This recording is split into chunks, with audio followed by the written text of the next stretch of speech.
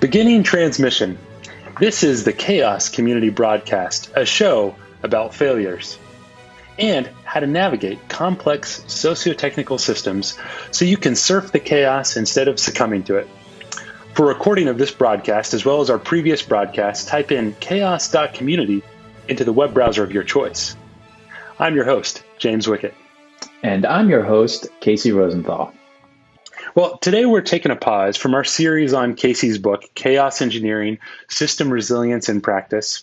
And we have with us Julie Gunderson, all the way from Boise, Idaho, who is the person who took DevOps to the Great Potato State. Now, today she works at PagerDuty as the DevOps Advocate over there, and she has a great talk that mixes psychology and chaos engineering. And when I first heard it, it reminded me of a job I had where our boss would just be in a bad mood and fire someone, only later to, in the day or week, change his mind and try to rehire that person. That was kind of normal. And most of us really needed counseling after a year of living through that. So, hey, Julie, thanks for coming on to the show. Thank you, James. Great. So at the DevOps Raleigh this past February, you gave a talk, The Psychology of Chaos Engineering.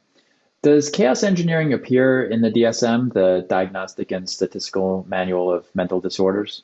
You know, Casey, it definitely could at this point. I think there's an argument to be made to put it in there. So this is a great basis to begin that petition. If it did, how would you diagnose it, and what treatment would you pursue for somebody diagnosed with chaos engineering? You know, for somebody diagnosed with the severe disorder of chaos engineering, I would say that they really just break everything around them for no reason. Some common symptoms are walking down the road and just throwing rocks at trees, maybe pushing toddlers over on their little red wagons, really anything that you can do to just bring chaos around you. Sometimes it means simply walking through the mall, spinning in circles and shouting at the top of your lungs. Common symptoms. Interesting. Okay. Boise, Idaho. That's the question. Yes. It is a place that has potatoes, oftentimes confused with Iowa. A lot of people from California like to move here. There are bears. Bears? Bears, that is the answer. Bears. That sounds like chaos. Right now, you manage the DevOps program at PagerDuty, or what's your official title there? DevOps Advocate.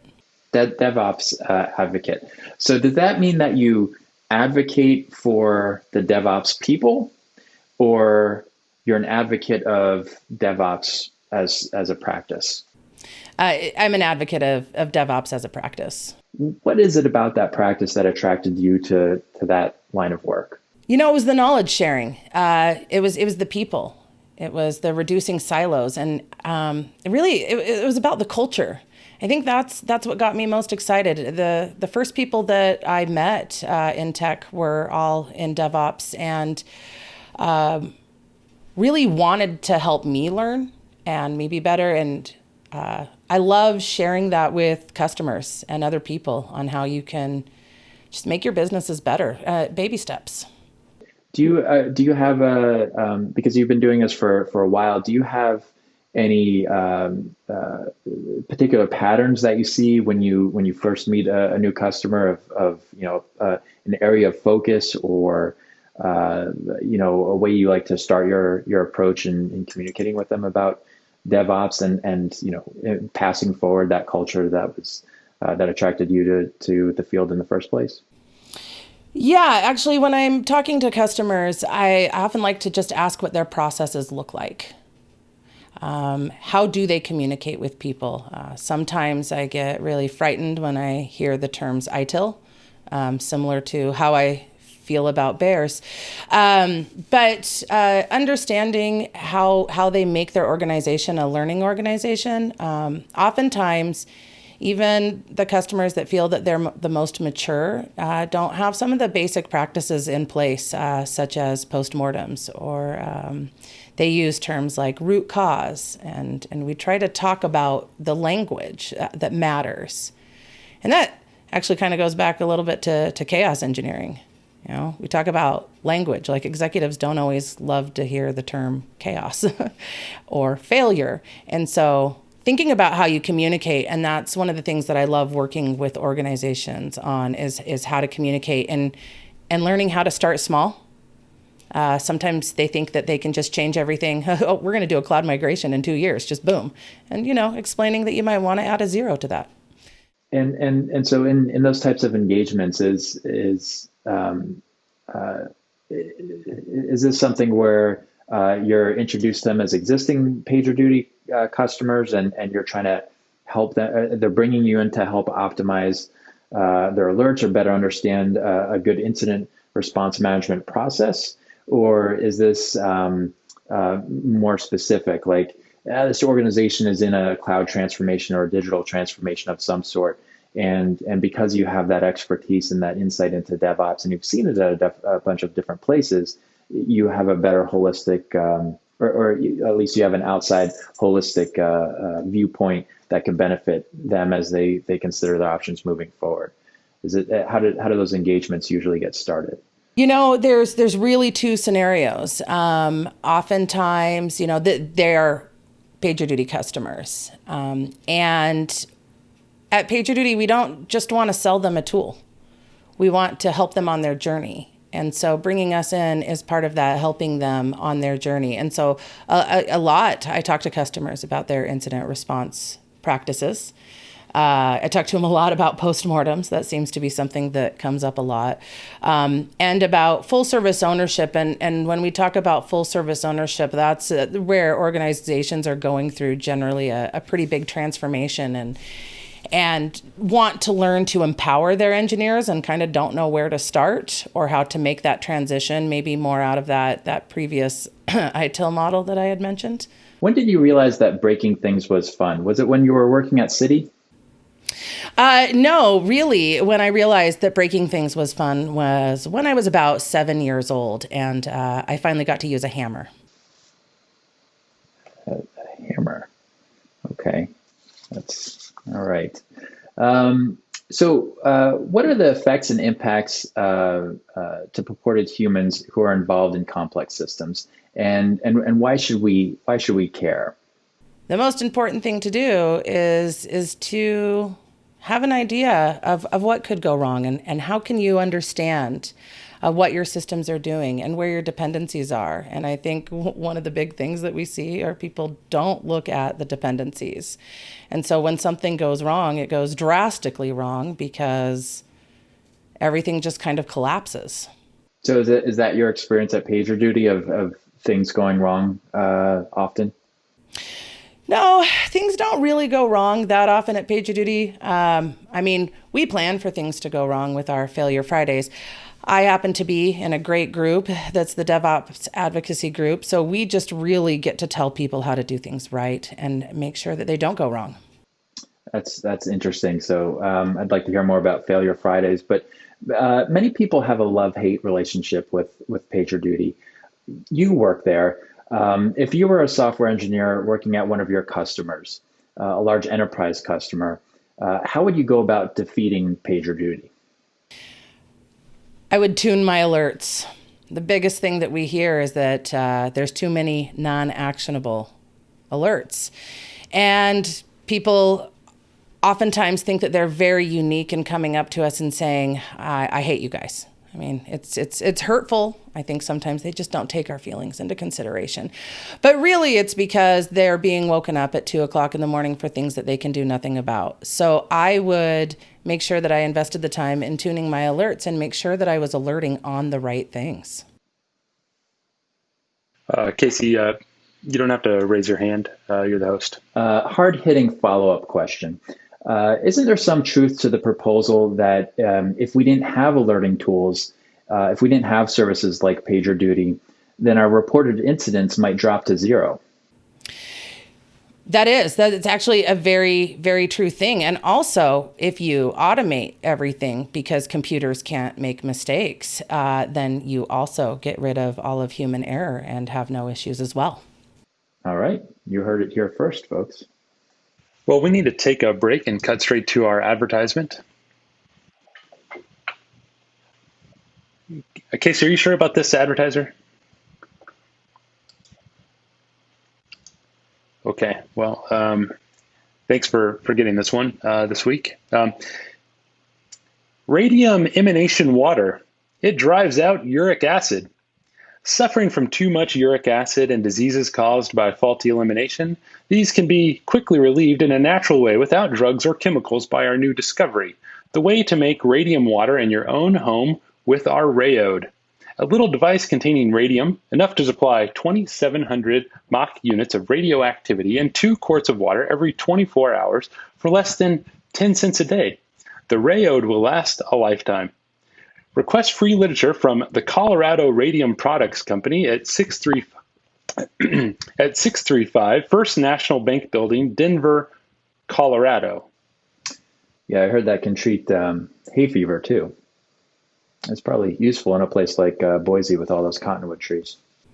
You know, I'm wondering if it will give a natural repellent to the bears as well. They're hammers, yeah. So do knights ever sign up for PagerDuty and request people to run messages for them, cleaning their clothes, carrying their weapons for them, tend to the horses and things like that? Casey, I feel like you may be on to something. Maybe we could work together to write some sort of use case around this. I feel like absolutely, as a matter of fact, they could really use PagerDuty also to alert them on where there's an opportune moat crossing. Yeah, that reminds me of an old drinking buddy of mine, William Compton. He was the groom of the stool for Henry VIII. He started off as a page. Yeah, he was an odd fellow. William lived on Stockfishmonger Row. It's now called Lower Thames Street. Always acted much younger than he was. Not a pretentious way. You would just run into him wandering around London like he was looking for somebody to grab a hard cider with.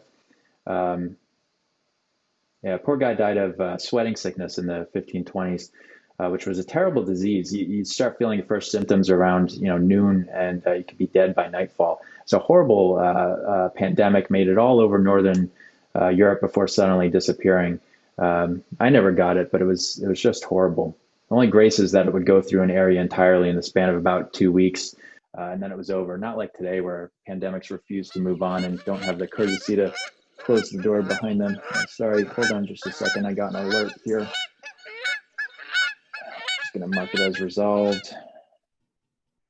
Okay.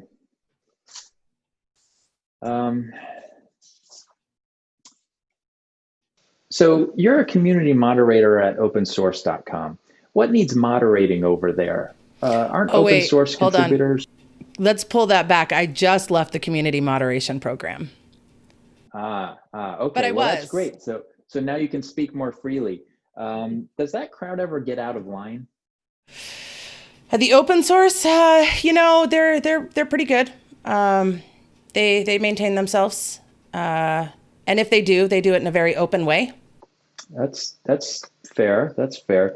What's your? I see your bookshelf back there. What's your favorite book right now? Anything stand out on your bookshelf? Into Thin Air by John Krakauer. Okay. Unfortunately, that's the wrong answer. O'Reilly's Chaos Engineering book is what we were thinking of. It'd be great if I actually had that book on my bookshelf. We can have our people talk to your people. Okay, let's do that. If you could change one thing about your job, what would you change? I don't think I'd change anything. Maybe being able to get back on a plane and go to conferences. Honestly, when I joined PagerDuty, it was pretty much a dream come true, but I had no idea how amazing it was going to actually be. I get to work with very smart people that constantly teach me.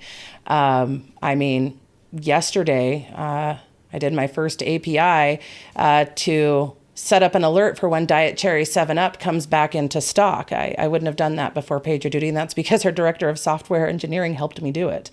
So I get to talk to amazing customers who are open to hearing from us, and really big companies, and hearing their stories. And then I get to work with fantastic people. I guess there's not much I would change. Well, that's wonderful. Is that, or did you share that alert open source? Is that something? I mean, that's a pretty critical alert. Well, so we should all maybe have. Here's the thing. The API call might break the website's terms of service, so I really shouldn't share it. I did post a screenshot, though, on the Twitter and the Facebook of what my escalation policy was. Wonderful. I've heard of both of those worldwide websites. Have you? Yeah, the people talk to each other on them. James, do we have any call-in questions? Okay, Julie. Well, this is the really fun part of the show where we have some call-in questions. So let's go over to caller number 1. Hi, my name's Kat, first-time listener, long-time caller. There's something that I've always wondered, but I've been afraid to ask. What is a pager? Kat, that is a very good question. So a pager is a little box that has an LCD screen, and you can have things like 911 appear. That's for if it's something very important. You can type in some very number-oriented information, and then it gets sent to a person, and they read it, and then they can maybe call you if they can find a payphone close enough to return your call. So it's a way of getting a hold of somebody if you can't get a hold of them through the mail. Technology. Mm-hmm. I always like to send people my fax number on the pager. Very smart. Well, okay, now it's time for our next question. Hi, Julie. As a developer advocate at PagerDuty, you've seen the best and worst of expo halls and trade show floors. What other companies should we avoid for acting like punks in the sponsor hall? For example, specifically someone from DevOpsDays Ghent 2019. It is. So who should we avoid? I would say it's less about avoiding and more about peppering annoying companies with annoying questions. Ideally ones that they can't answer, or that are about competitors' products. Really, I feel like that's also shares the knowledge across the space by doing that. So don't avoid, just really embrace. So who are PagerDuty's strong competitors? Well, nobody, clearly, Casey. That's fantastic. James, we should do that. Not have competitors. Yeah, have no competitors. It's good. When you really look at it, I mean, when you're the best, you might as well just say it. Well, thank you. Yes, Casey. And that concludes our show. For a recording of this broadcast, as well as all of our previous broadcasts, type in chaos.community into the web browser of your choice. Ending transmission now.